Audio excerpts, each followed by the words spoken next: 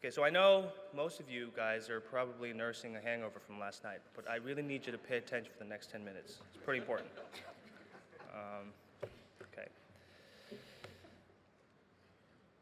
There is a question that every single person graduating tomorrow knows the answer to. Some of us are more certain of this question than others, and many of us actually come to Harvard to figure this out. But even if we don't know the answer, it's a question that we ask ourselves often, and it's something we spend 4 years trying to figure out. What am I going to do with my talents? Some of us are going to change lives in classrooms around the world, reimagining how education is practiced and theorized. Some will use their talents to take care of patients and cure disease. Many are going to become lawyers and legislators. Still others, writers, actors, comics, and heads of state. And I'd be lying if I didn't think about this question myself. But I felt more lost about this question. This is because I, like so many other students at this university, was lost about my place at Harvard, whether I belonged, and what I could possibly hope to contribute to such a vast and hallowed institution. I am one of the nation's 11.3 million undocumented immigrants.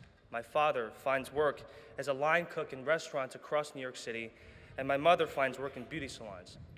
So, if you've ever eaten at a Korean restaurant or received a mani-pedi in New York City, congratulations. Like it or not, you may have partially subsidized the education of what Fox News would call an illegal alien. My parents are actually here today.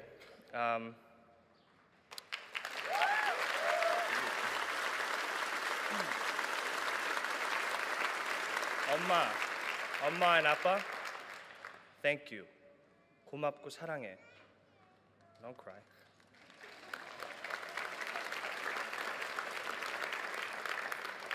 I knew early on that my talents were merely a testament to their sacrifice, a product of their original dream to secure a better life for me.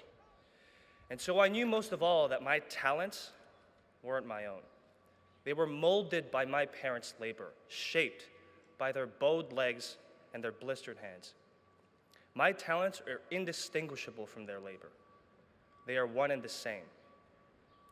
Thus, this perspective I brought with me to Harvard gave new meaning to the question of, what am I going to do with my talents? I felt bound to my community.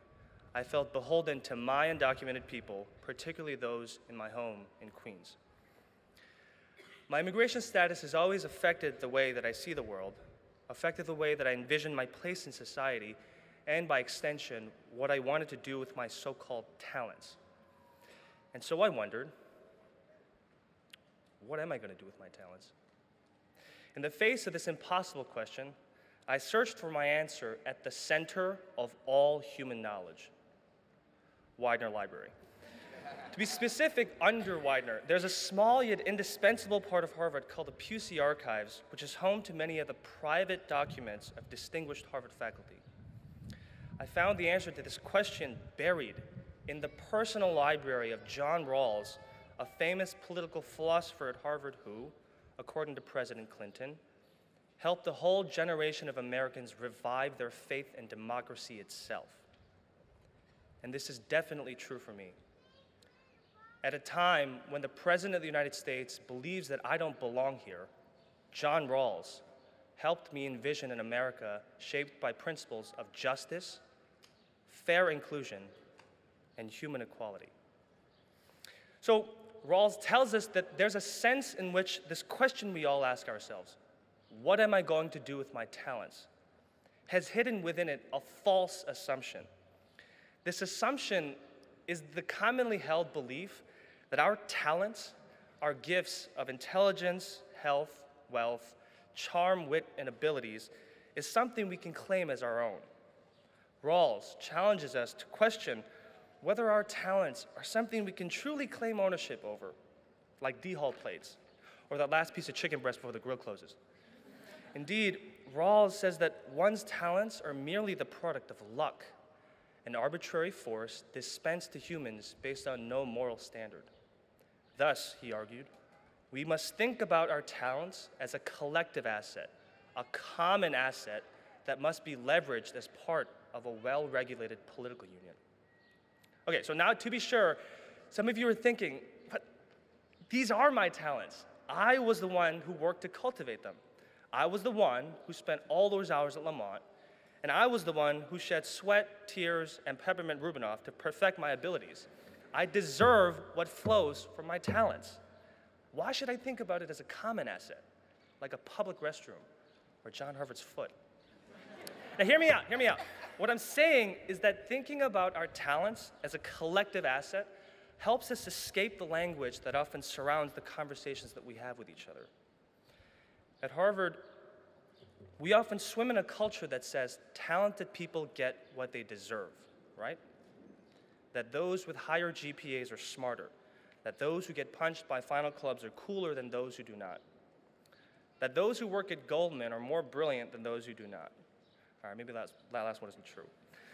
But we swim in this culture that says what you get is tied to your talents. In reality, our talents are products of social collaboration. Our intelligence, charm, and abilities only blossom when others believe and invest in us. I think this is clearest at Harvard. The only thing I would venture to say is true for every single person in our class is that not one of us could have gotten to this point on our own. Dining hall workers nourish our bodies. Librarians and archivists preserve the knowledge and heritage we rely on to write our papers. And landscapers and custodial staff make our campus a beautiful place for us to completely ignore as we swipe away on Tinder.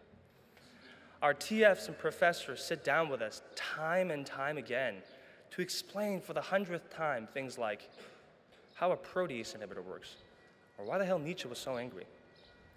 Indeed, our talents are developed through interaction with others in a web, what Rawls called a close-knitted and interconnected political community composed both of people you know, but more by people you do not.